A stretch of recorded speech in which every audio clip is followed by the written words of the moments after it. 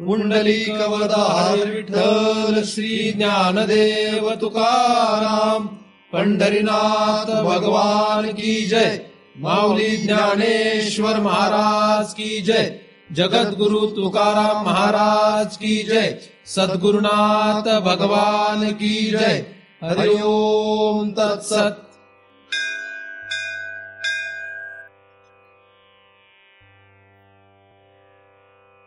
ध्यानमूलं गुरुमूर्ती, पूजामूलं गुरुपदम, मंत्रमूलं गुरुवाक्यम, मुक्तिमूलं गुरुकृपा। ब्रह्मेवाहम अहम ब्रह्म न चाहम ब्रह्मणा पृथक, नाहम देहो न मे देहा केवलहम सनातन। या ठिकाणी आपण सर्वजण नेहमीप्रमाणे दृक्दृश्य विवेक या ग्रंथाचा अभ्यास करण्यासाठी एकत्रित जमलेलो आहोत। आतापर्यंत आपण 20 श्लोकांचा अभ्यास केलेला आहे। 21व्या श्लोकाचा आपण अभ्यास करीत आहोत। ख वायव्य अग्नि जल विषु देव तिर्यक नरादिषु अभिन्ना सच्चिदानंदाः भिद्यते रूप नामनी, असा हा 21व्या क्रमांकाचा श्लोक आहे। यातील पहिल्या चरणातील शब्दांचा आपण साधारणपणे विचार करीत आहोत। पहिला जो शब्द होता तो आकाश होता, दुसरा वायू, तिसरा अग्नी आणि चौथा जो शब्द आहे तो आहे जल। तर या शब्दांचा आपण पहिल्यांदा शब्दानुसार फक्त विचार करीत आहोत। या श्लोकाचा अजून आपण एकत्रित पूर्णपणे त्याचा विचार केलेला नाही। पहिल्यांदा आपण ते शब्द आपल्याला जे माहीत आहेत त्याचीच पुन्हा एकदा ओळख करून घेत आहोत।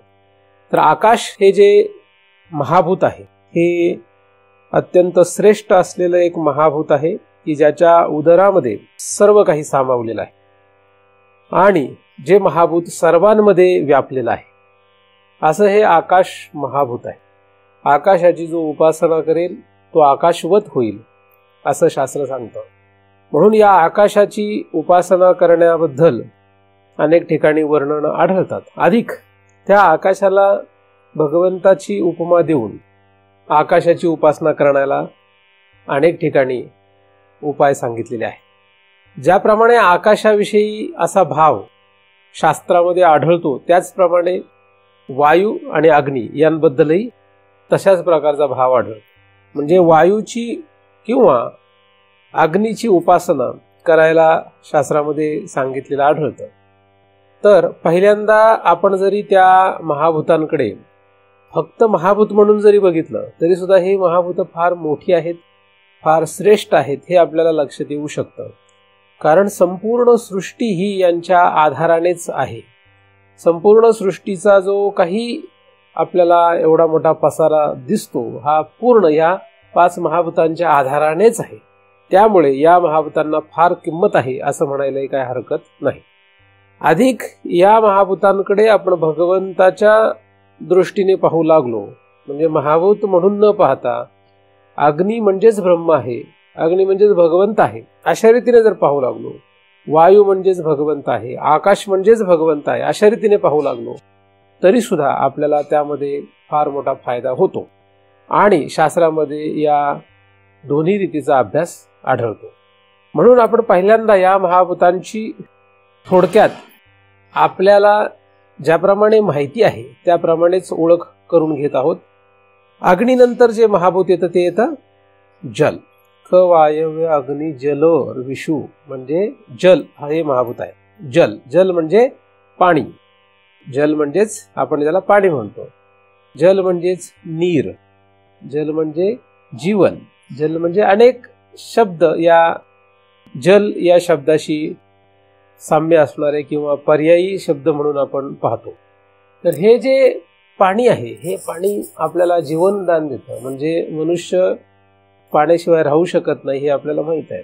म्हणजे पाण्याशिवाय कोणालाही जगता येणं शक्य नाही। पाणी जर नसेल तर काय होईल याची आपण कदाचित कल्पना करू शकत नाही।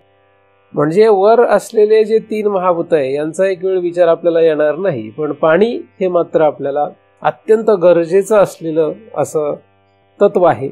या पाण्याशिवाय कोणालाही जगता येणार नाही हे आपल्याला माहित आहे आणि म्हणूनच त्या पाण्याला जीवन असं म्हणतात। पाणी हे उपकारक आहे। पाण्यामुळे आपलं प्राण टिकतो। म्हणजे वायूला टिकवायला हा पाणी उपयोगाला येतो। पाणी जर नसेल तर अग्नी टिकत नाही. म्हणजे पाण्याशिवाय प्राण राहत नसला तरी सुद्धा पाण्याशिवाय अग्नी राहत नाही आधी. कारण पाणी जर नसेल तर आपोआपच आपला अग्नी लोप पावेल. म्हणजे पाण्यामुळे खरं तर आपला अग्नी जो आतमध्ये आहे तो चेतवला जातो. पाण्यामुळेच सगळा खरं तर खेळ चालतो.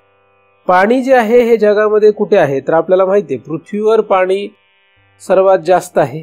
म्हणजे पृथ्वी तत्वापेक्षा पाण्याचा भाग जास्त आहे. म्हणजे जमिनीपेक्षा पाणी जास्त आहे हे आपल्याला माहित आहे. तर पाणी किती आहे? 71% पाणी आहे असं आपल्याला माहित आहे. म्हणजे पृथ्वीवर 71% पाणी आहे. 70% आपण जर धरलं तरी काय हरकत नाही. 70% पाणी आहे असं जरी आपण धरलं. आणि आपल्या शरीरामध्ये सुद्धा 70% 71% पाणी असतं. तर भूतलावर एवढा मोठा पाण्याचा प्रचंड साठा आहे. आणि या पाण्यामध्ये तो अग्नी राहतो. अग्नी हे जे महाभूत आहे हे वायूपासून आलं याचा आपण विचार केला आहे.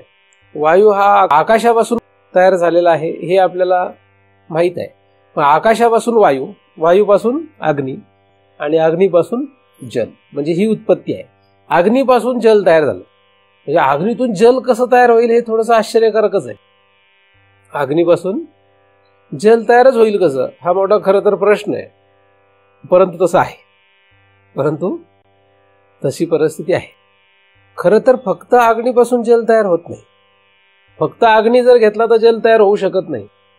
पण अग्नीच्या पाठीमागे जो वायू आहे त्या वायूच्या संगतीने हे जल तयार होतं.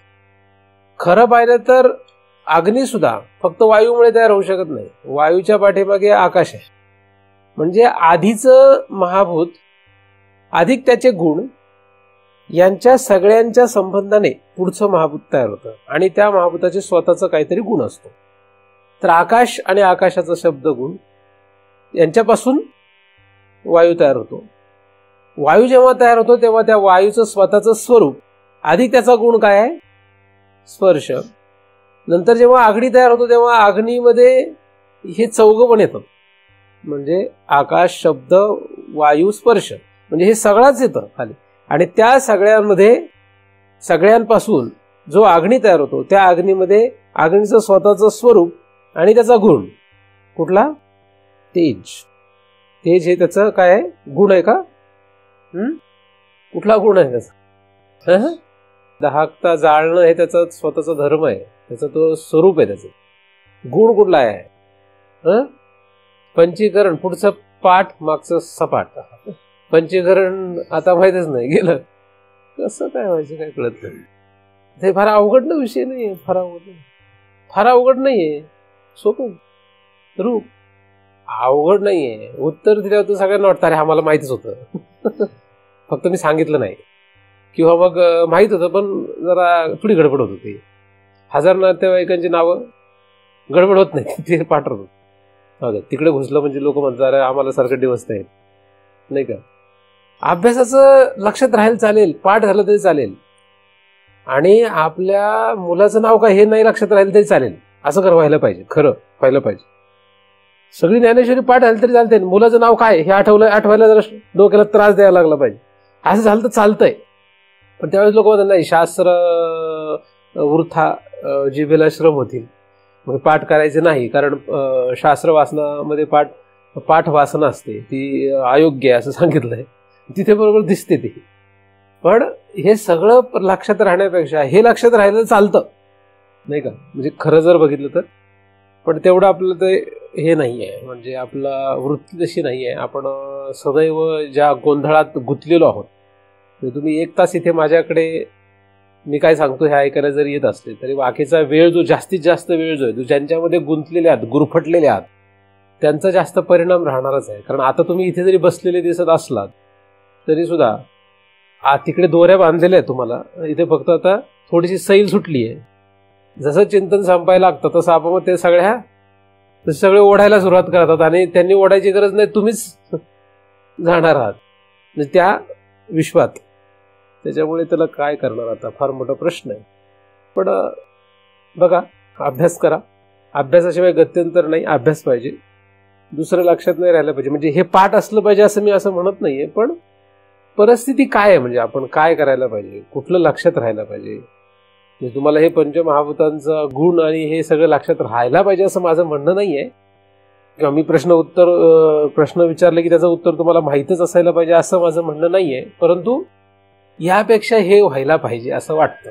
असो, तर अग्नी जो आहे, या अग्नीचा रूप हा जो गुण आहे, याच्या सकट म्हणजे आधीचे सगळे आणि याच्या सकट खाली जलामध्ये येतात. म्हणजे जल जे तयार झालं हे एवढ्यांचा सगळ्यांचा साठा आहे. म्हणजे जलामध्ये काय काय आहे, हे सगळे आहेत वरचे आणि त्यांचे गुण, यांच्या सगळ्यांच्या स्वरूपासह ते सगळे त्या जलामध्ये आलेले आहेत.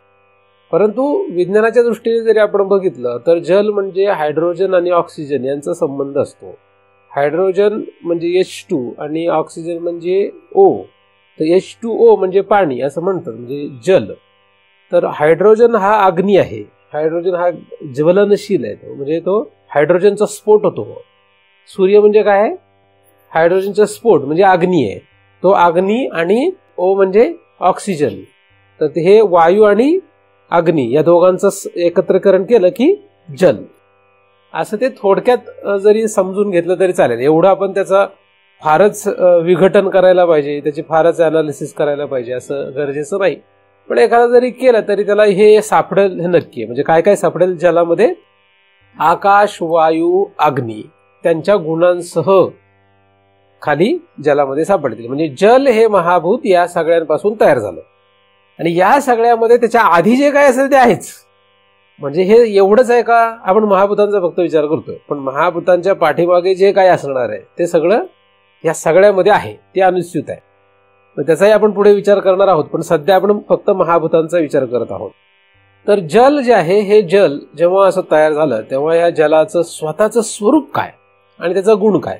तर जलाचा गुण काय, रस. रस हा त्याचा स्वतःचा गुण आहे. रस त्याचं स्वतःचं स्वरूप जे आहे ते काय आहे, द्रव पदार्थ आहे. तो प्रत्येक पदार्थाचं स्वतःचं काहीतरी स्वरूप असतं. जसं अग्नी हा जाळणारा असं आपण त्याला ओळखतो, तसं पाणी म्हटलं की काय, द्रव पदार्थ. आणि त्याचे जे काही उपयोग आहेत, त्याचे जे काही आपण उपयोग करतो ते अनेक प्रकारे होतो. प्रत्येक महाभूताचा उपयोग वेगवेगळ्या प्रकारे होतो. परंतु जलाचं स्वतःचं जे काही स्वरूप आहे हे आहे द्रव आहे. तो म्हणजे पातळ असा तो पदार्थ आहे. म्हणजे तो पृथ्वी नाही आणि तो वायू नाही, तो अग्नी पण नाही. या जलामध्ये म्हणजे पृथ्वीवर असलेल्या पाण्यामध्ये अग्नी राहतो. कारण राहणारच, का नाही राहणार, कारण की त्याच्यापासूनच हे जल तयार झालेलं आहे. म्हणून अख्ख्या समुद्रामध्ये सर्वत्र कोण आहे, अग्नी आहे. त्या सगळ्या अग्नीमध्ये वायू आहे, त्या वायूमध्ये आकाश आहे, ते सगळे आलेले आहेत तिथे. तर अग्नी जो आहे, त्या समुद्रात जो अग्नी राहतो तो त्या जलाला खात नाही, त्याच्यापासून तो निर्माण झालेला आहे. तो काय झालेला आहे, त्याच्यापासून निर्माण झालेला आहे.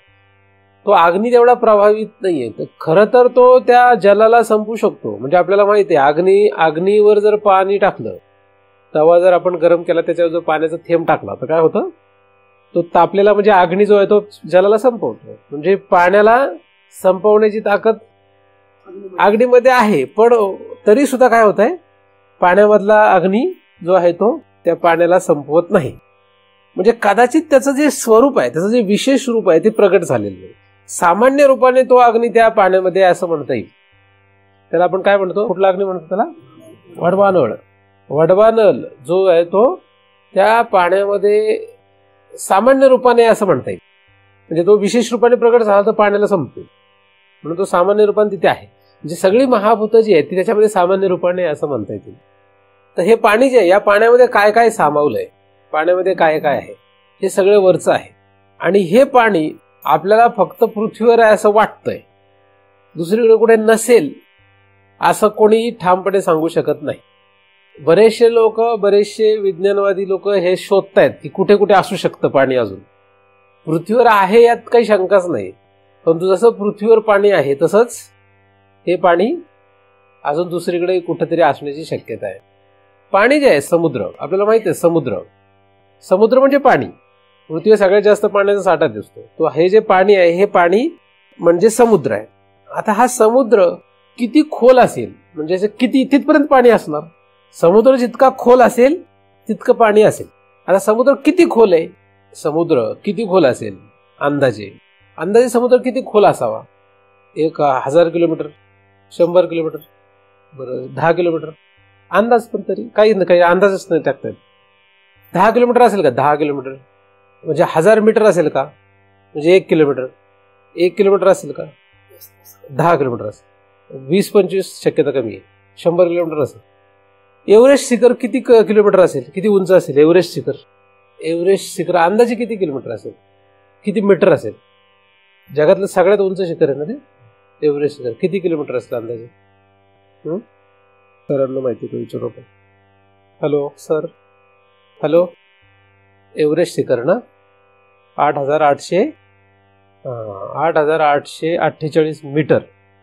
8,000च धरू आपण. 8,000 मीटर नाही का?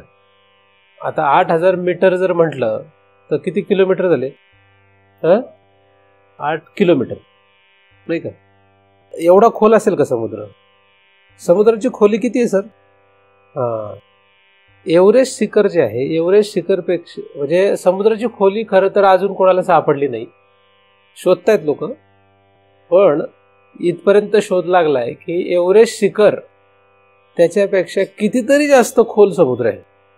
एवढे त्याच्यापेक्षा जास्त आहे. म्हणजे 12 किलोमीटर तर अंदाजे आहेच, अंदाज. आणि हे जो प्रकाश किरण आहे म्हणजे सूर्य जे आहेत, सूर्याची किरण आहेत ती काही किलोमीटर पर्यंतच पोहोचतात. म्हणजे एका ठराविक किलोमीटर नंतर त्या पाण्यात आहे ना अंधार आहे सगळा, काहीच नाही तिथे, अंधारच आहे पूर्ण. म्हणजे तिथे सुद्धा जी काही जीवसृष्टी असेल ही जी आहे ती कुठपर्यंत आहे? एका ठराविक ह्याच्यावर जिथपर्यंत सूर्यप्रकाश पोहोचणार तिथपर्यंतच आहे. त्या समुद्राची खोली जी आहे ही किती किलोमीटर आहे माहित नाही कोणाला. पण आता एव्हरेस्ट शिखरापेक्षा जास्त खोल आहे, तर 8 किलोमीटरच्या तर वर आहेच, म्हणजे याच्यापेक्षा जास्त खोल आहे. आणि तिथपर्यंत कोणी पोहोचलेलं नाही आता. म्हणजे आता विज्ञानाला तरी अजून कळलेलं नाहीये काय नक्की काय, अजून पक्क माहित नाहीये त्यांना. पण आपल्या पुराणांमधून म्हणा किंवा इतिहास जो दिसतो त्याच्यामध्ये या पाण्यामध्ये पाताळात नागलोक वगैरे अशापर्यंत गेलेले, तिथे सुद्धा सृष्टी आहे असं आपल्याला पुराणांमधून किंवा ह्याच्यातून लक्षात येऊ शकतं. तर तिथे म्हणजे नक्की कुठं आहे काय आहे काही खरं सांगता येणार नाही. पण असो, तर खूप खोल आहे एवढं समजू शकतो. काय खूप खोल आहे आणि एवढा मोठा पाण्याचा प्रचंड साठा आहे. आणि या पाण्यात काय काय लपलंय, काय काय आहे हे सांगता येत नाही. ह्याच्यामध्ये किती खजिना असतील हे सांगता येत नाही. पाण्यामध्ये सगळ्या प्रकारचं म्हणजे चांगलं वाईट सगळं काही आहे त्याच्यामध्ये. तर हे जे पाणी आहे हे पाणी आपल्याला काही उपयोगाचं नाही. हे पाणी काही आपण वापरत नाही, पण अनेक जीवांना त्याचा उपयोग आहे. पण याच पाण्यापासून जेव्हा बाष्प होऊन ढग बनतात, त्या ढगातून पाणी खाली येतं, तेव्हा ते पाणी आपल्याला उपयोगाला येतं. म्हणजे विहिरीसाठी, नद्यांसाठी, पिण्यासाठी आपण ते वापरतो, आपल्या रोजच्या उपयोगासाठी आपण वापरतो. तर ह्या पाण्याचा आपल्याला अत्यंत उपयोग आहे. पाणी हे जीवन आहे, पाण्याशिवाय आपण जगू शकत नाही. तर जल हे अत्यंत महत्वाचं महाभूत आहे. पाण्यामुळे आपल्या सगळ्या जगण्याला खरी तर किंमत आहे. शरीरामध्ये सुद्धा आपल्या पाण्याचा साठा आहे, शरीरामध्ये सुद्धा आपल्या सर्वत्र पाणी आहे. हे पाणी, शरीरातलं पाणी जर कमी झालं तर निस्तेज होऊन जाऊ आपण. पाण्याचा अग्नीचा संबंध आहे. त्यामुळे पाणी जर शरीरात नीट असेल, तुम्ही जास्तीत जास्त पाणी प्या, तुमचे अनेक आजार कमी होते. पाणी जर स्वच्छ आणि शीतल असेल आणि ते पाणी जर आपण प्यायलो तर पाण्यापासून आपल्याला काय होईल फायदा, अनेक आजारांवर ते उपाय आहे. पाणी जर आपल्या शरीराला व्यवस्थित मिळालं तर आपल्याला बऱ्याच रोगांपासून दूर राहता येऊ शकतं. म्हणून पाणी हे फार महत्वाचं महाभूत आहे. नियमित एका योग्य प्रमाणात पाणी आपण शरीरात ठेवलं पाहिजे किंवा पाणी पिलं पाहिजे, जेणेकरून आपल्याला व्यवस्थित जगता येईल. हे जे पाणी आहे हे पाणी आपण भाज्या बनवताना वगैरे किंवा अन्न बनवताना सुद्धा वापरतो. तसंच नुसतं कोरडं आपण खाऊ शकत नाही. कोरडं असेल तर आपल्याला ते सोबत पाणी घ्यावंच लागतं. तर पाण्याचं प्रमाण शरीरामध्ये आपोआपच कमी होत जाताना दिसतं, त्याचा उपयोग होताना दिसतो आणि पुन्हा आपल्याला त्या पाण्याची गरज पडते. तर पाणी आपण शरीरासाठी सुद्धा म्हणजे आपल्या रोजच्या जगण्यासाठी सुद्धा वापरतो आणि भूतलावर असंख्य जीव या पाण्यावर जगतात हे आपल्याला दिसतं. मग समुद्र असो किंवा समुद्राच्या बाहेर ज्या ठिकाणी जमीन आहे त्या ठिकाणी सुद्धा या पाण्याचा उपयोग आपल्याला दिसतो. नदी, विहिरी किंवा अनेक नाले किंवा ओढे याच्यामधून सुद्धा आपल्याला या पाण्याचा सर्वत्र जगतामध्ये उपयोग दिसतो. तर हे जे पाणी आहे ह्या पाण्याला त्याचं पाण्याचं स्वरूप जे मुळात द्रव आहे हे आपल्याला माहित आहे. त्यामुळे पाणी कधी एका ठिकाणी शांत राहत नाही. पाणी सदैव सखोल भाग जिकडे असेल तिकडे सखोल म्हणजे जिकडे खोल आहे त्या भागाकडे पाणी वाहत राहतं. जिथे खोल असेल तिकडे पाणी वाहतं. कायमच पाण्याचा असा स्वभाव आहे. आता हे जे पाणी आहे जरी आपल्याला सगळ्या ठिकाणचं पाणी उपयोगाला येत नसलं तरी पाणी आपण वेगळ्या पद्धतीने अनेक कारणासाठी वापरू शकतो. पाण्याचा उपयोग आपल्याला तीर्थ म्हणून पण करता येतो. पाण्याचा उपयोग आपल्याला अर्घ्य देण्यासाठी सुद्धा करता येतो. आता पाणी जे आहे हे तीर्थ म्हणून म्हणजे पाण्यामध्ये इतकी शक्ती आहे की पाण्याला जर एका विशिष्ट पद्धतीने त्या पाण्यावर उपचार केले, पाण्यात जर मंत्र दीक्षा मंत्र शक्ती उतरविली तर त्या पाण्यापासून अनेक अनेक अधिभौतिक अधिदैविक रोग नष्ट होऊ शकतात. इतकी शक्ती त्या पाण्यामध्ये आहे. म्हणजे कारण की जेव्हा एखादं औषध द्यायचं असतं ते औषध एखाद्या कशाच्या तरी सोबत द्यावं लागतं. जसं आपण आयुर्वेदामधली काही औषधं पाहतो तर ती कशी असतात, मधासोबत घ्या, दुधासोबत घ्या. आणि जवळजवळ सगळेच ॲलोपॅथीची औषधं आपल्याला कशासोबत घ्यायला लागतात, पाण्यासोबत घ्यायला लागतात. ठीक आहे, म्हणजे त्या पाण्यासोबत ते घेतल्यामुळे त्याचा फायदा होतो.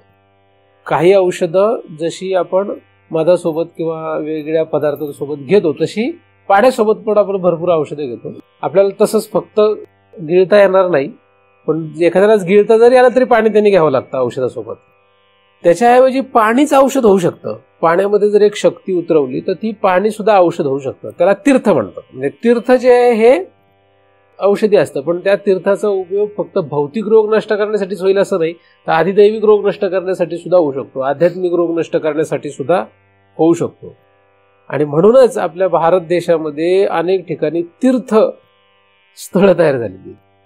तीर्थस्थळं जी आहेत त्या तीर्थस्थळामध्ये एका विशिष्ट पद्धतीने त्या अधिकारी ऋषीमुनींनी योगी पुरुषांनी त्या तीर्थामध्ये त्या पाण्यामध्ये एक शक्ती स्थापित केलेली असते आणि म्हणून त्याचा परिणाम आपल्याला असा दिसतो.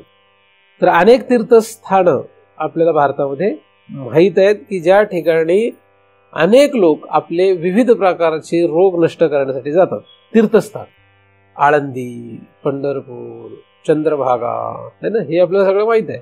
गंगा, यमुना, सरस्वती हे सगळं आपल्याला माहित आहे.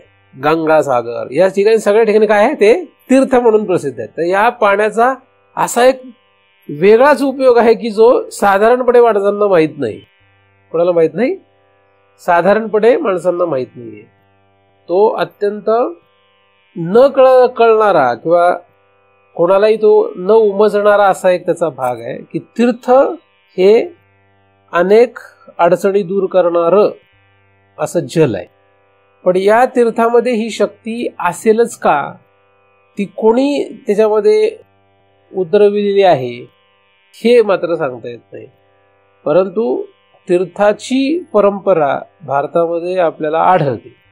तीर्थ हा जो प्रकार आहे हा भारतामध्ये आढळतो. म्हणजे आपण पाण्याला तीर्थ म्हणणारे लोक आहोत. परंतु अलीकडच्या काळात झालंय काय की याला तीर्थ लोक समजत नाहीत. काय झालंय, त्या पाण्याला लोक तीर्थ समजणं बंद झालंय. आता ते विचार करतात हे घाणेरडं पाणी आहे. ते काय घाणेरडं पाणी, हे शुद्ध कुठं आहे, असं आहे का तसं आहे का, म्हणून लोक त्याला नावं ठेवू लागले. म्हणजे ते तीर्थ त्याच्यातला तीर्थ नाहीये असं समजायला लागले. पाणी स्वच्छ असेल, शीतल असेल, सुगंधित असेल म्हणजे ती तीर्थ असेल असं म्हणता येत नाही. तीर्थ म्हणजे सुगंधित किंवा स्वच्छ किंवा शीतल असलेलंच पाणी असं म्हणता येत नाही. तर पाणी हे कसं असू शकतं, कदाचित स्वच्छ नसेल, कदाचित शीतल नसेल, कदाचित सुगंधित नसेल, पण ते तीर्थ असू शकतं.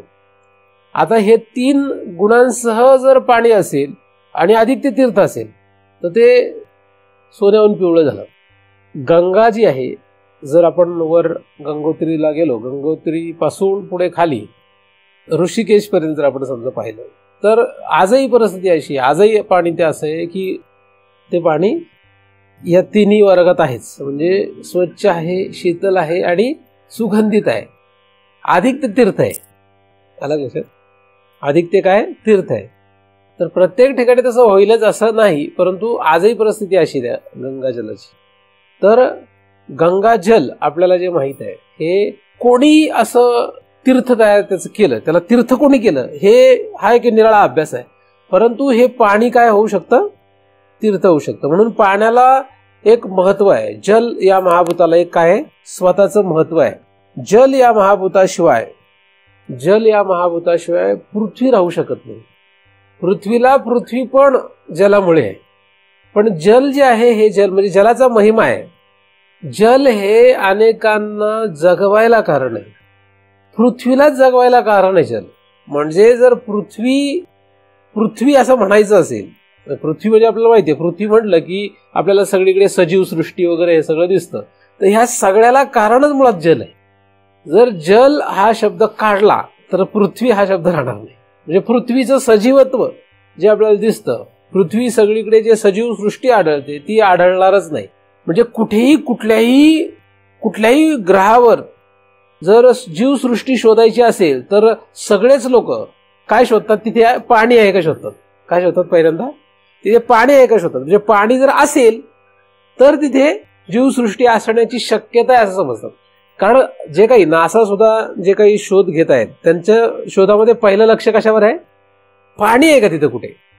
आणि थोडं जरी कुठेतरी पाण्यासारखं जर दिसलं तर ते लगेच समजतात की तिथे जीवसृष्टी असण्याची शक्यता आहे.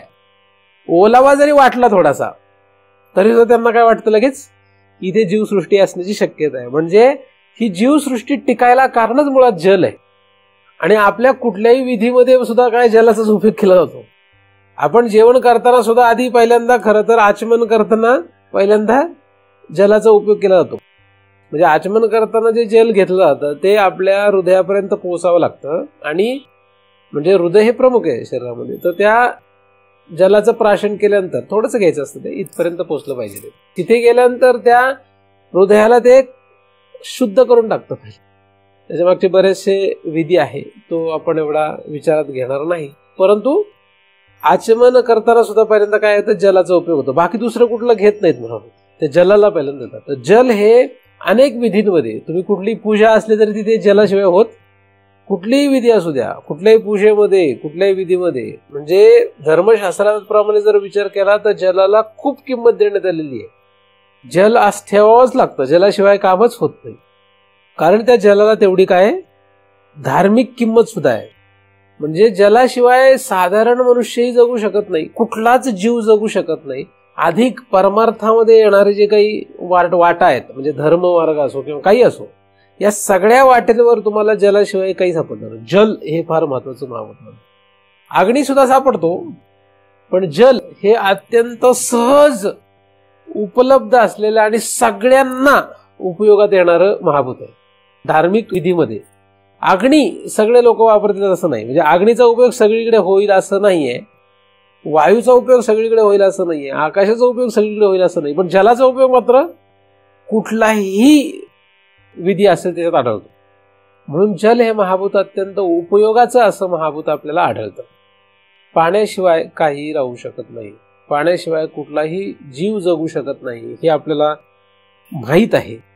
म्हणून या महाभूताला जी किंमत आहे ती फारच आहे. या महाभूताचं अंग म्हणजे ह्या महाभूताची पूर्ण जे काही स्वरूप आहे याच्यामध्ये आधीचे महाभूत आधी सांगितल्याप्रमाणे आलेलीच आहेत. महाभूतांच्या गुणांसह सगळी महाभूत याच्यात उतरलेली आहेत हे तर आपण पाहिलेलंच आहे. या महाभूताचा जो द्रव भाग आहे त्याच्यासोबत जो आलेला रस गुण आहे, या रस गुणामध्ये खरी शक्ती आहे. कारण रस नाही तर काहीच नाही. कुठल्याही गोष्टीमध्ये आपल्याला काय लागतो? रस पाहिजे. रस नाही तर काहीच नाही. निरस नाही लागत. काय लागतं? रस लागतो. रस. आणि रस हा कोणाचा गुण आहे खरा? म्हणून कशातही रस आणायचा असेल तर काय पाहिजे? जल पाहिजे. कशातही रस आणायचं तर काय पाहिजे?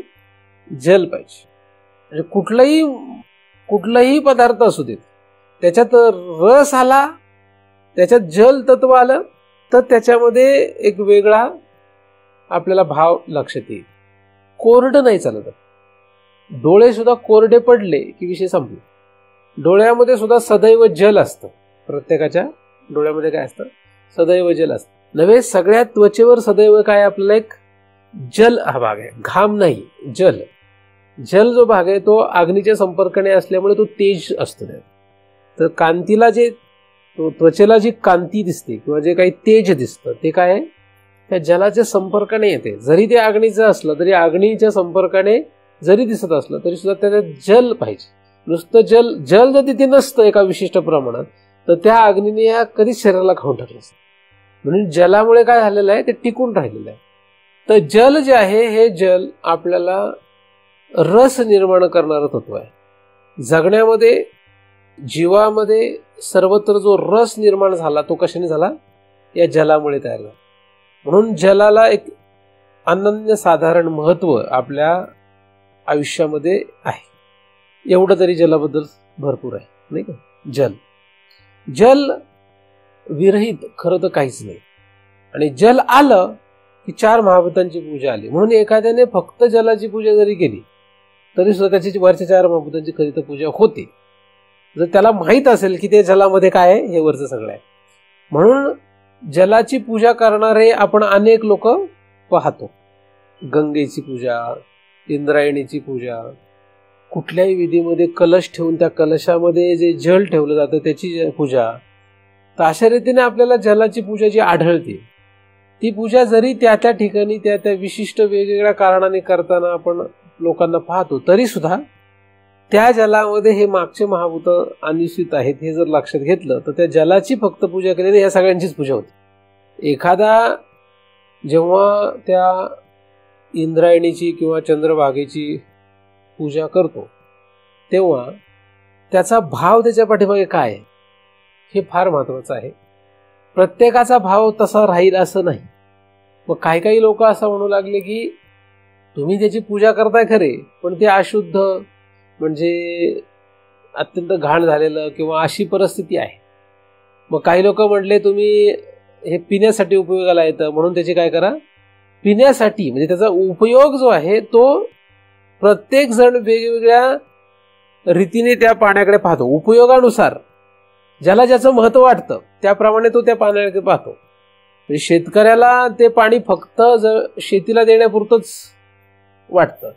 म्हणजे इंद्रायणीच्या काठावर जर शेती असेल तर त्याला त्या पाण्याचं पवित्रताशी काही घेणं नाही आहे. इकडे आळंदीत जर आपण बघितलं तर त्या ठिकाणी लोक त्या पाण्याची पूजा करतात.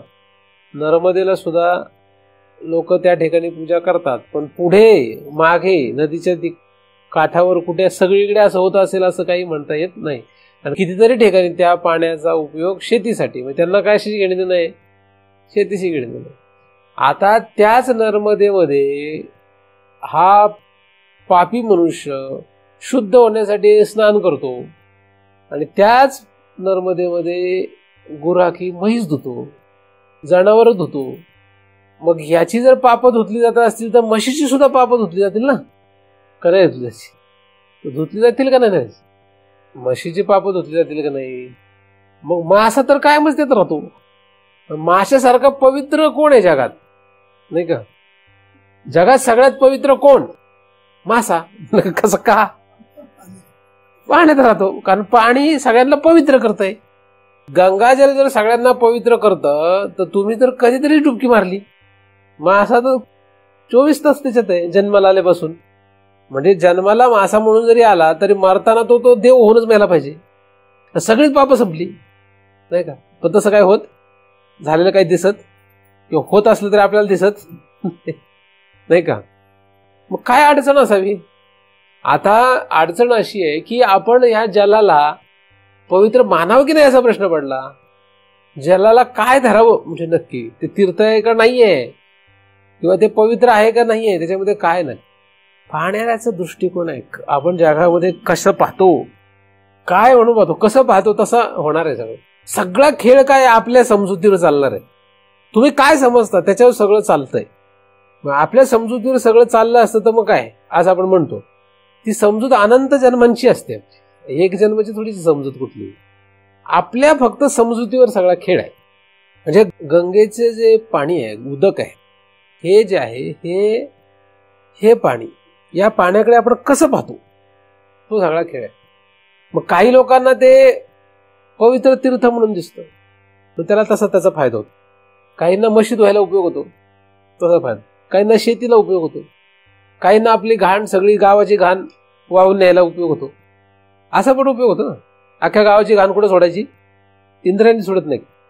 इकडे सगळी पिंपरी चिंचवड भागातली घाण कुठे जाते?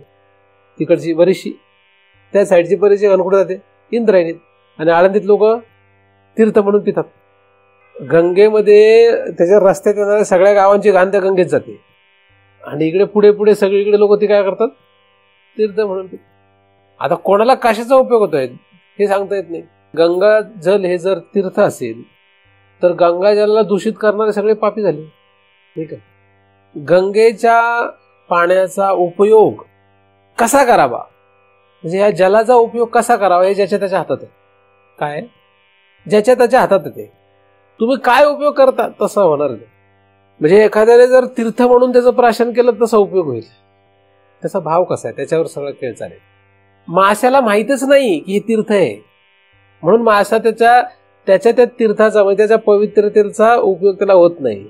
माशाची पाप नाश झाला असता, पण त्या पाण्यामध्ये तो गुण आहे त्या माशाला माहित नाही.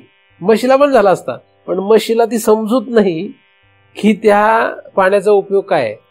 आणि मूर्ख लोक जाऊन सुद्धा तिथे त्या गंगाजला डुबकी मारतात, पण त्यांना पण माहित नाहीये.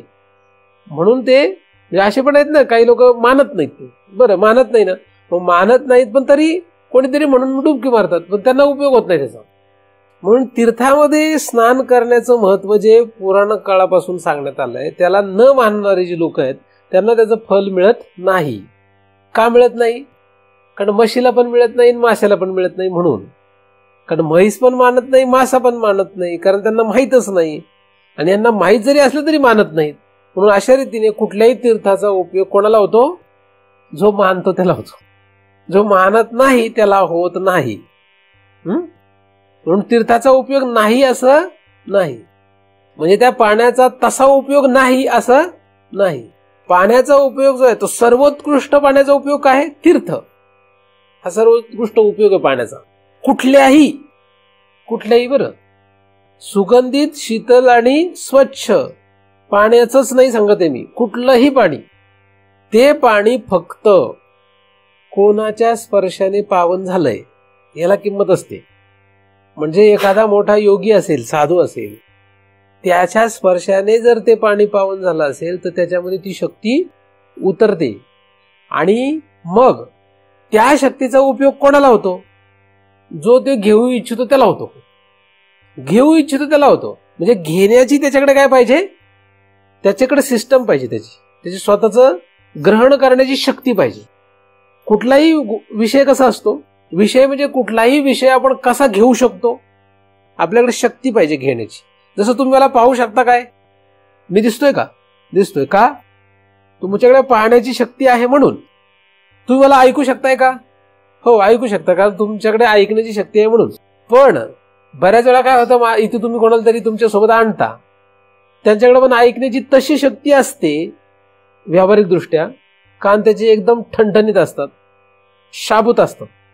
ठणठणीत म्हणण्यापेक्षा शाबूत असतात. आता त्याचे कान शाबूत आहे, पण तरी त्याला ऐकूच येत नाही मी काय म्हणतो. का? कारण त्याच्याकडे ती शक्ती नाही. इथे बऱ्याच लोकांमध्ये बऱ्याच मध्ये गायब होते ती शक्ती.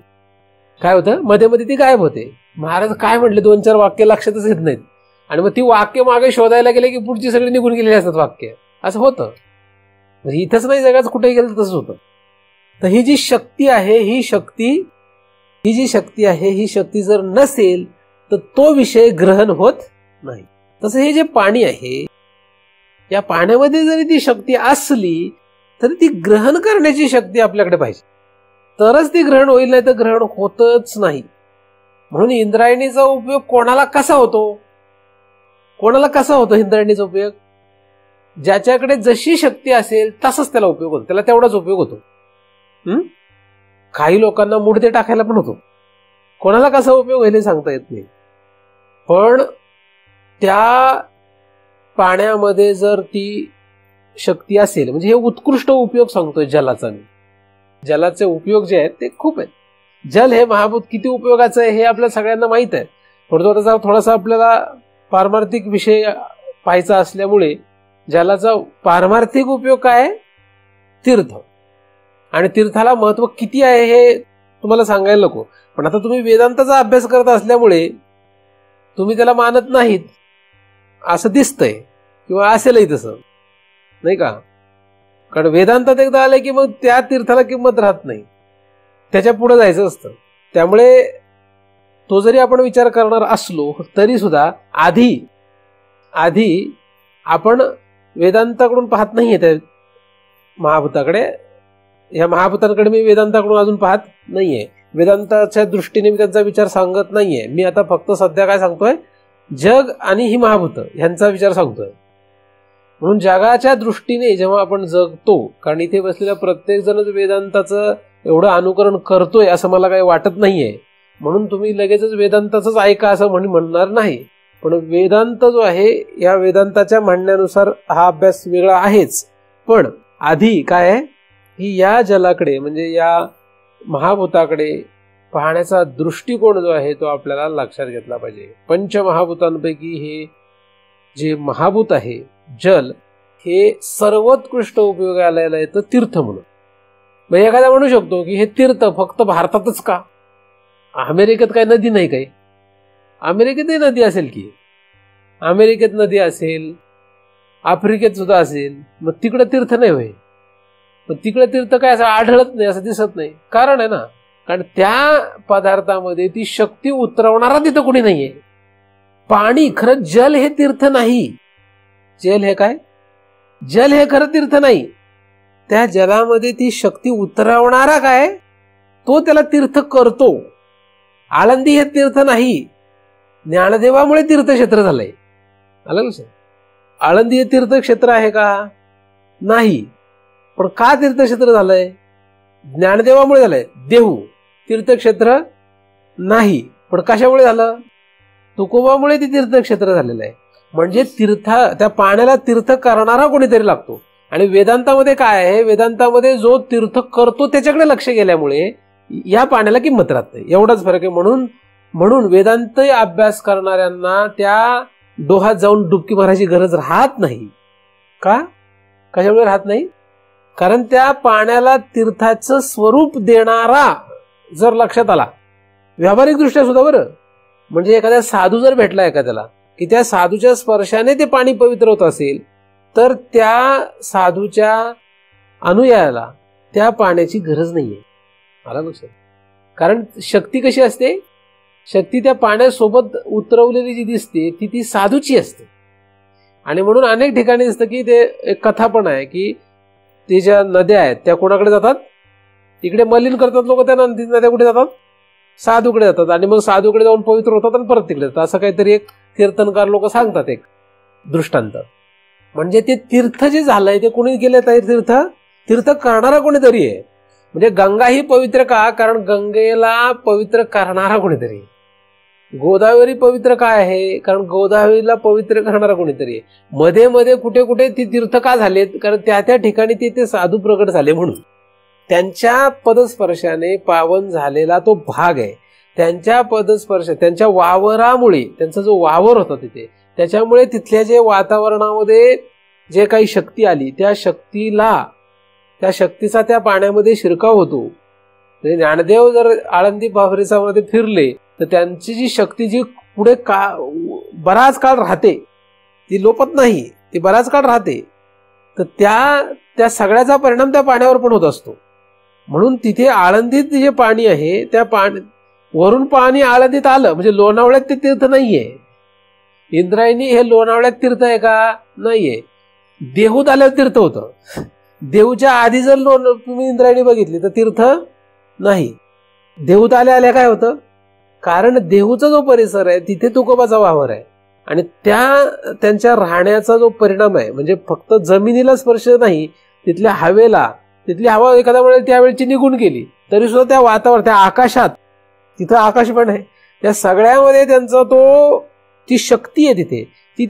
ते पाणी तिथे आलं की त्याच्यात ते उतरते. म्हणून तुम्ही तिथे तीर्थ म्हणून ते पाणी घेतलं की तुमचा जसा भाव असेल तसं त्याला फल मिळणार आहे. म्हणजे एखादा जर देहूमध्ये त्या डोहामध्ये जर तीर्थ म्हणून डुबकी मारेल, पापनाशक म्हणून डुबकी मारेल, तर तो पवित्र होणारच. त्याच्यातलं पाप नष्ट होणारच. नष्ट होणार म्हणजे त्याची पाप सगळी त्या पाण्यात उतरणारच. म्हणून त्या डोहामध्ये काय होणार, तो डोह पाप साठवण्याची जागा होणार. म्हणून इंद्रायणीमध्ये सगळे पाप साठवून ठेवलेत. कारण ही कोणी येतात, आता जेवढे भाव धरून येतात असे, ते सगळ्यांची पाप कुठं साठतात? तिथे साठतात. दिसत नाहीत ते, पण तिथे सगळे त्या पाण्यात येऊन बसतात. आलं लक्षात?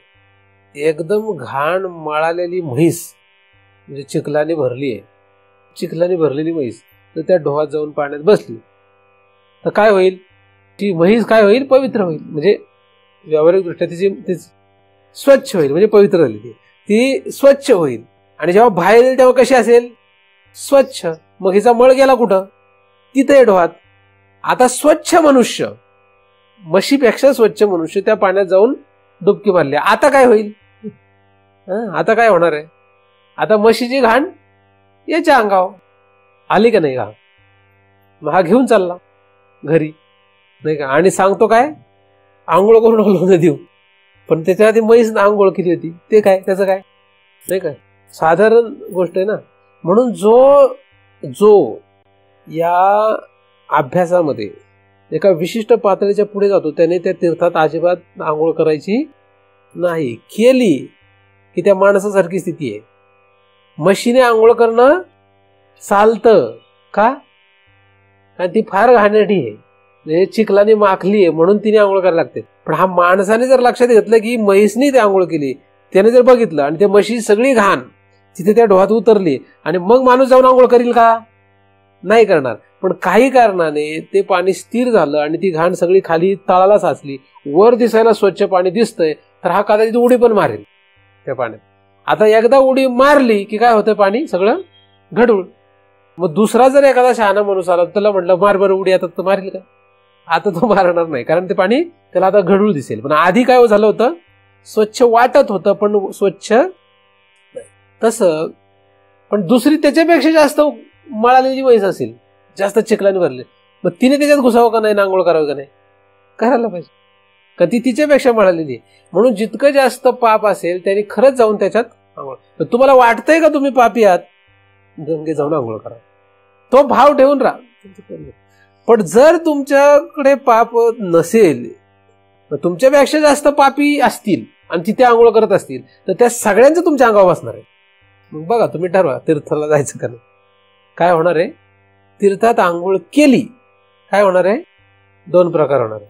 तुमच्यापेक्षा जास्त पापी लोक जर तिथे आंघोळ करत असतील, का तुम्ही आता धार्मिक आहात म्हणून तुम्ही मानताय ना ते, आता मानतच नसाल तर काही परिणाम नाही होणार तुमच्यावर. एकदम तुम्ही नास्तिक असाल तर तुमच्यावर काय परिणाम होणार नाही, कारण माशावर काही परिणाम होत नाही, हे आपल्याला माहित आहे. पण जर आपण मानत असू आणि आपण मानतो कारण आपण धार्मिक आहोत, आता काय करावं लागेल?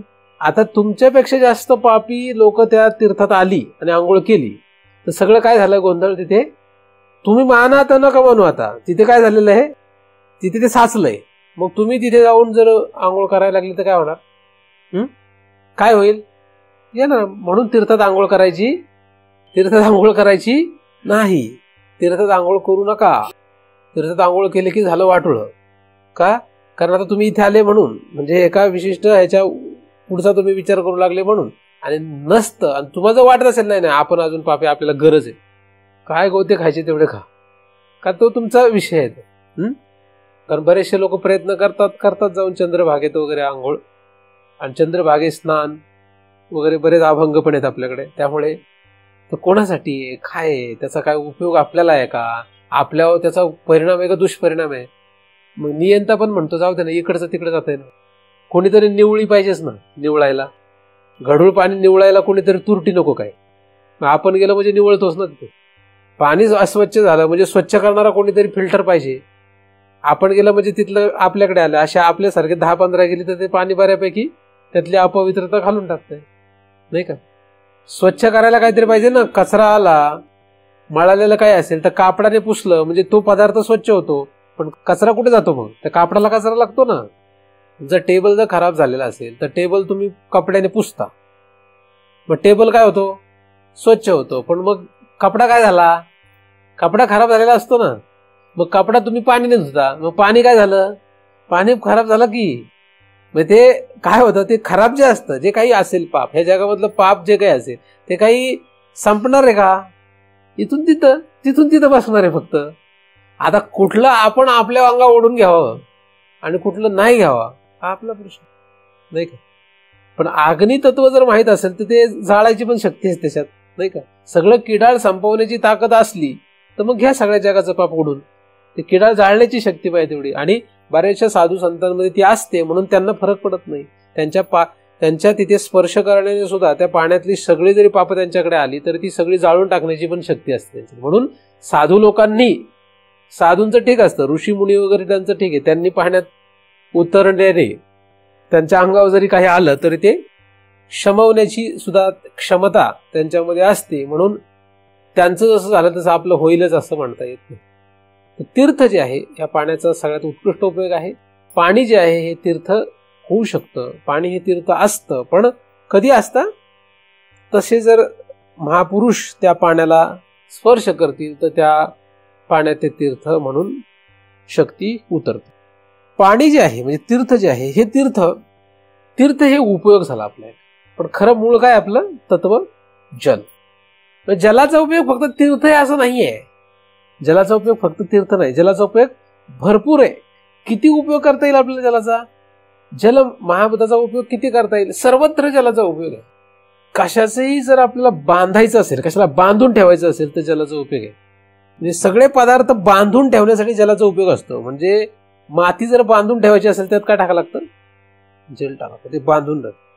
कुठलाही पदार्थ आकाराला आणायचा असेल तर जल टाकावं लागतं, जलाशिवाय तो आकाराला येत नाही. हा कागद सुद्धा आधी जल टाकल्याशिवाय आकाराला आलेला नाही, कागद म्हणून जल पाहिजे. जल जर नसेल तर काहीच होत नाही. जल आपली सुद्धा उत्पत्ती जलानेच झाली आहे, जल टाकलं म्हणून. जल जर नसेल तर काहीच होत नाही. पाणी जर मिळालं नाही तर अंकुरच फुटत नाही. बी मध्ये अंकुर फुटायचं असेल तर पाणी लागतं, पाण्याशिवाय अंकुरच फुटत नाही. म्हणून जलाशिवाय कशाचीच बांधणी होत नाही. बांधणी व्हायची असेल तर काय करावं लागतं, हे घर सुद्धा जर बांधलं तर कसं बांधलं, जल पाहिजे, जलाशिवाय बांधताच येत. म्हणून या जलाचा उपयोग जो आहे तो सर्व सृष्टीला बांधण्यामध्ये आहे नाही का. म्हणून सगळ्यांना बांधून ठेवायचं असेल तर कशाचा उपयोग करता येऊ शकतो, जलाचा उपयोग. जल या महाभूताकडे जर कोणी अशा दृष्टीने पाहू लागेल, जलाची अशी उपासना करू लागेल, तो अख्ख्या जगताला तो बांधून ठेवू शकतो, त्याच्या ताब्यात राहू शकतो. काय होऊ शकतं. म्हणून साधू पुरुष वगैरे काय करायचे, कमंडलूत जल असायचं कायम, कायम कशात जल. आणि काही जर झालं गडबड, त्याच्या काही शस्त्र वगैरे काय नव्हतं, जल हेच शस्त्र.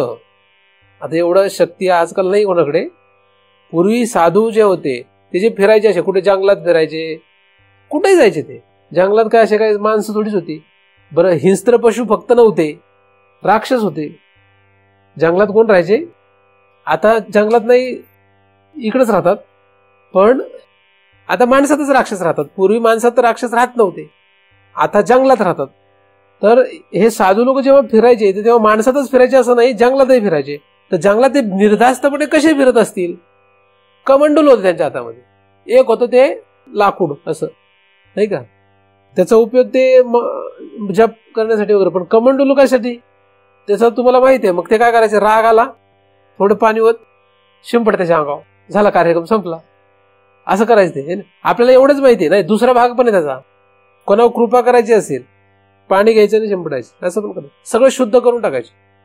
पाण्याचे काही थेंब हातावर घेऊन मंत्र म्हणून ते शिंपडलं की सगळं शुद्ध, सगळं पवित्र, सगळं चांगलं होऊन जायचं. म्हणजे कृपा करण्यासाठी सुद्धा आणि वाटोळा करण्यासाठी सुद्धा, म्हणजे त्याला संपवण्यासाठी सुद्धा आणि त्याचा उद्धार करण्यासाठी सुद्धा त्या जलाचा उपयोग करायचा. किती हिंस्त्र पशु असला आणि तो जर खुंखार असेल आणि तो जर त्याच्याकडे चालून जर आला तर यांनी फक्त पाणी करून शिंपडलं तरी तो साधारण होऊन जायचा एकदम. इतकी शक्ती त्यांच्यामध्ये होती, आपल्यामध्ये नाही. आपल्याला ते शक्य नाही, कारण त्यांनी ती शक्ती कमावलेली आहे, त्यांच्याकडे ती आहे, ऋषी मुनींकडे दिसते तशी.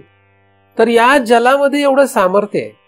हे काय आहे, हे जल बांधून ठेवलं कारण आहे. म्हणून ते जल जर तो घेऊन अख्ख्या जगामध्ये कशावरही ताबा मिळू शकतो. या जलाच्या या शक्तीकडे, म्हणजे जलाकडे जर अशा रीतीने एखादा पाहू शकेल तर आज सुद्धा तो सगळ्यांना बांधून ठेवू शकतो. जलाची ती शक्ती त्याच्यामध्ये उतरेल आणि सगळं जग त्याला बांधून राहील. तो पाहिजे तर तोडू शकतो, तो पाहिजे तर बांधून ठेवू शकतो. त्याच्यावर येतात इतकी त्याच्यामध्ये त्या उपासनेमध्ये शक्ती असू शकते. त्या उपासनेमध्ये तेवढा फायदा होऊ शकतो. आपल्याला त्या जलाचा त्या रीतीने उपयोग करायचा असं नाहीये, पण एखाद्याने ठरवलंच. कारण एखाद्याला वेदांतामध्ये रस नसेल, म्हणजे भगवंतामध्ये एखाद्याला रस नसला तर त्याला समजा असला काहीतरी रस असला तर तसलंही करू शकतो ना. कमंडलू घ्यायचं एक विकत, शक्ती तयार करायची, पाणी घ्यायचं शिंपड, असं करू शकतो. काय कायमच वेदांताचा अभ्यास करावा. एखाद्याला मध्ये वाटलं की महाराजांचा आता ऐकून कंटाळा आलाय, आता जरा वेगळं काहीतरी करू, तर त्यांना काय हरकत नाही कमंडलू घेऊन प्रयोग करायला, नाही का. त्याला त्याची हौस असेल तिथं तर कमंडलू मध्ये एवढं जे पाणी ठेवलं, या पाण्यामध्ये एवढी शक्ती. कारण पाणी किती मावणार आहे पाणी असं, पण त्या पाण्यामध्ये एक एक थेंब म्हणजे फार उत्कृष्ट अशी गोष्ट आहे. मागे मी तुम्हाला कदाचित सांगितलं होतं वाटतं. तर जगामध्ये काही शोध लावतात, लोक शोध करत असतात, रिसर्च म्हणतात त्याला, ते करत असतात. तर त्या पाण्यावर वेगवेगळ्या प्रकारचे संगीत त्या पाण्याला ऐकवण्यात आलं. काय केलं, पाण्याला संगीत ऐकवलं. हे जरा आतीच होते नाही का, पण ऐकवलं त्यांनी. विज्ञानवादी लोक आहेत, त्यांनी काय केलं, त्या पाण्याला संगीत ऐकवलं. म्हणजे पाणी ठेवलं आणि त्या पाण्याला वेगवेगळ्या प्रकारचे संगीत ऐकवलं. आणि मग त्या पाण्याचे जे काही स्ट्रक्चर म्हणतात त्याला, पाण्याचे जे काही स्ट्रक्चर, त्याचे प्रत्येक जसं ही भिंत आहे, ही भिंत अशी दिसायला एकच दिसते, सलग अशी वाटते, पण हे भिंत एकच आहे का, नाही. त्याच्यामध्ये काय अनेक विटा, माती, सिमेंट असं हे मिळून सगळी भिंत आहे. दिसायला दिसते सलग, पण ह्याचे काय अवयव आहेत, ह्या भिंतीचे काय आहेत अवयव. तसं पाणी जे आहे त्या पाण्याला सुद्धा काय आहे, त्याचे बारीक बारीक असे अवयव आहेत, त्याला स्ट्रक्चर म्हणतात. ठीक आहे. तर ते जे अवयव आहेत त्याचं ते स्ट्रक्चर जे आहे ना, वेगवेगळ्या संगीतामुळे, वेगवेगळ्या म्युझिकमुळे त्या प्रत्येकाचं वेगवेगळं स्ट्रक्चर तयार झालं. असं दिसत नाही डोळ्याला. वरून एखाद्याने पाहिलं तर अरे पाणी सगळं सारखंच दिसतंय, पण काय झालं, म्हणजे वेगवेगळ्या ध्वनीमुळे त्याचं काय झालं, सगळ्याचं स्वरूप बदललं. दिसायला वरून सारखंच दिसतंय. आलं ना. हे साधू लोक वगैरे जे काही करायचे, म्हणजे ते पाणी घ्यायचं आणि मग त्याच्यावर काहीतरी मंत्र म्हणायचा, तर त्या मंत्राच्या त्या शक्तीमुळे त्यांच्या हाताला जरी स्पर्श केला तरी त्याचं सगळं हे बदलून जातं. म्हणजे आजही जरी कोणी या विज्ञानवादी लोकांनी प्रयोग केला तर काय हरकत नाही. एखादा चांगला उत्कृष्ट साधू घ्यायचं आणि पाणी घ्यायचं, त्या पाण्याचं सगळं ते स्वरूप मोजायचं, मीटर्स घ्यायचे, मोजायचं, आणि मग साधूला म्हणायचं तुम्ही फक्त आता पाण्याला हात लावा. आता पाण्याला हात लावल्यानंतर परत मोजायचं, त्यात फरक झालेला आढळेल. असं करत नसतील, पण करायला काही हरकत नाही असं. तर असं जर केलं त्याच्यामध्ये स्वरूप त्याचं बदललेलं सापडेल. अधिक मंत्र जर त्याच्यावर त्यांनी प्रयोग केला तर त्यामुळे सुद्धा त्याचं स्वरूप बदललेलं आढळेल. तर असा हा जलाचा आहे ना काय उपयोग आहे. म्हणून जल हे महाभूत सगळ्यांना बांधून ठेवायला पण कारण आहे. म्हणजे जल या महाभूताने सगळ्यांचं काय होऊ शकतो, नाश होऊ शकतो, आणि जलामुळे सगळ्यांना जीवन मिळू शकतं. तुम्हाला माहिती आहे, जलामुळेच जल हा महाप्रलय होतो ना. महाप्रलयात काय होतं, जल सगळ्यांना खाऊन टाकतं, आणि आता सगळ्यांना काय करतंय, जगवतंय. म्हणजे आपल्याला सगळ्यांना जीवन देतंय. आता जीवन द्यायला कारण आहे, पण तेच उद्या मारायला सुद्धा कारण होऊ शकतं. म्हणून जल जे आहे हे जीवन देणारं जरी असलं तरी जीवन संपवणारं पण आहे. काय, जल हे जीवन संपवणारं सुद्धा आहे. म्हणून आपण या जलाकडे जर, या अशा महाभूताकडे जर आपण त्या दृष्टीने पाहू लागलो तर त्या जलाचे सगळे जे गुणधर्म आहेत, जे काही त्याच्यामध्ये, ते आपल्याला प्राप्त होऊ शकतात. म्हणून जल हे उपासना करण्यासाठी योग्य आहे. जल हे उपासनेसाठी फार फायद्याचं आहे.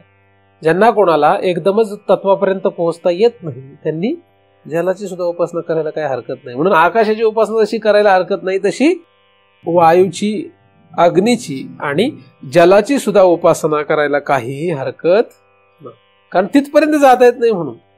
कारण ही महाभूत प्रचंड आहेत ना, मोठे आहेत, सगळ्यात महाभूत आहेत. ती 5 महाभूत म्हणजे साधारण गोष्ट नाही. म्हणजे सर्वोत्कृष्ट पूजा कोणाची आहे, भगवंताची. सर्वोत्कृष्ट पूजा कोणाची आहे, भगवंताची. पण भगवंताची पूजा नाही जमली एखाद्याला तर खाली येऊन त्यांनी कोणाची करावी, आकाशाची. मध्ये आहेत बरेचसे, त्यांचा विषय नाही घेत मी आता. तर आकाशाची नाही जमली तर वायूची, नाही जमली तर अग्नीची, नाही जमली तर जलाची. आता जलाची पूजा तर करणं सोपं आहे नाही का. म्हणून पाणी पिताना, पाणी घेताना पाण्याकडे त्या जलाच्या सर्व शक्तीनिशी पाहावं प्यावं. म्हणून पाणी पिताना सुद्धा तसंच प्यायचं नाही. ते पाणी काय आहे? जीवन आहे. आणि ते जीवन म्हणजे फक्त नळातून ओतलेलं पाणी नाहीये. ते काय आहे? तुमच्या हातात आल्यानंतर त्या पाण्याकडे जर तुम्ही पाहिलं आणि त्या पाण्याकडे पाहताना मी सांगितलेले त्या जलाचे सगळे गुणधर्म, ताकद लक्षात घेतली आणि पाणी प्राशन केलं तर तुमचं अनेक दोष जातील. फक्त माझ्या सांगण्यानेच बरं. मी काय करणार? तुमच्यामुळे जाणार ते, मी नाही काही करत आहे. पाणी पिताना लक्षात ठेवायचं आणि स्वयंपाक करताना पाणी जेव्हा जेव्हा घेतो स्वयंपाकामध्ये वापरतो तेव्हा प्रत्येक वेळेस हे लक्षात ठेवायचं की या पाण्यामध्ये काय शक्ती आहे आणि आपल्याला त्यातला महत्वाचा तीर्थाचा भाग आहे. म्हणजे ह्याच्यात ती शक्ती आहे, ती आपण जेव्हा प्राशन करू तेव्हा आपल्यामधले अनेक दोष नष्ट होतील. व्यवहाराच्या दृष्टीने मी सांगत नाही ते, कारण एखादा म्हणलं महाराज तुम्ही ते सांगितलं तर मागच्या आठवड्यात अनेक दोष जातील आणि मला तर उलट त्रास होतोय, माझं काहीच बरं आहे ना. मी तुमचे सगळे व्यावहारिक गोष्टीचा काही विषय सांगत नाही. तुम्ही जे अपेक्षित करताय की म्हणजे अनंत जन्मांचा जो काही प्रतिबंध असतो भगवत प्राप्तीच्या दिशेने, तो प्रतिबंध नष्ट होत जाईल. तो लगेचच दिसेल असं नाही, परंतु पाण्याचा एवढा उपयोग आहे. आणि पाणी आपल्याला सहज उपयोगात येणारं महाभूत आहे. कारण अग्नीचा रोज आपण काही तसा आपला उपयोग होतोच असं म्हणता येत नाही. वायू आणि आकाश या महाभूतांचा सुद्धा आपण काही उपयोग करूच असं काही म्हणता येत नाही. जर करत असाल तर मग जलाचं तुम्ही घेणं देणं नाही. एखादा जर आकाश तत्वाचा जर उपयोग करून घेत असेल तर त्याला जलतत्वाचा त्याने नाही केला तरी काही हरकत नाही. पण नाही जमत आकाश तर वायू, वायू नाही जमत तर अग्नी, अग्नी नाही जमत तर जल महाभूताचा जर एखाद्याने उपयोग करून घेतला तरी तो सुद्धा पुढे कधी ना कधी त्या भगवंतापर्यंत पोहोचू शकेल. कारण तो भगवंतच या जलाला निर्माण करता झाला हे त्याला लक्षात नक्कीच येईल पुढे. आज जरी त्याला लक्षात नाही आलं तरी सुद्धा उद्या कधीतरी लक्षात येईल. तर आज कमीत कमी हे लक्षात घ्यावं की हे जल सगळ्या जगताला जगवणार आहे, या सगळ्या जगताला बांधून ठेवणार आहे आणि याच जगताला संपवणारं पण आहे, या जगताला तोडणारं पण आहे. या जलामुळेच सगळं बांधलं गेलंय, पण याच जलामुळे सगळं फोडलं पण जाईल. इतकी शक्ती या जलामध्ये. असं जर लक्षात घेतलं तर त्या जलाला आपण सर्वांनी शरण राहावं, जेणेकरून त्या जलमहाभूताच्या साह्याने आपल्याला वरवर त्या भगवंतापर्यंत पोहोचता येईल. असं हे उत्कृष्ट असलेलं चौथं महाभूत आहे. वरून आपण खाली अभ्यास करत आलोय. तर चौथं महाभूत, अशा 4 महाभूतांचा आपण इथे विचार केलेला आहे. 5व्या महाभूताचा सुद्धा आपल्याला पुढे विचार करायचा आहे, कारण श्लोकामध्ये तो शब्द पण येतो.